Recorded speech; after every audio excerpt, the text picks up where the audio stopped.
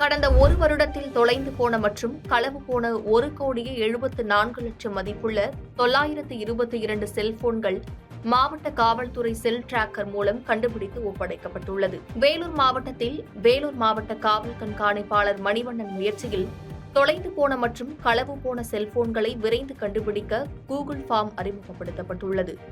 இதில் 5வது கட்டமாக சத்துவாச்சாரியில் உள்ள வேலூர் மாவட்ட காவல் கண்காணிப்பாளர் அலுவலகத்தில் CEIR போர்ட்டல் மூலம் 26,20,000 மதிப்புள்ள 130 செல்போன்களும், செல் டிராக்கர் ஆப் மூலம் 24 லட்சம் மதிப்புள்ள 120 செல்போன்களும் என ரூபாய் 50,20,000 மதிப்புள்ள 250 செல்போன்கள் அதன் உரிமையாளர்களிடம் வேலூர் மாவட்ட காவல் கண்காணிப்பாளர் மணிவண்ணன் மூலம் ஒப்படைக்கப்பட்டது. மேலும் தங்கள் செல்போன்களை பொதுமக்கள் பத்திரமாக வைத்துக் கொள்ளும்படி அறிவுரை வழங்கப்பட்டது.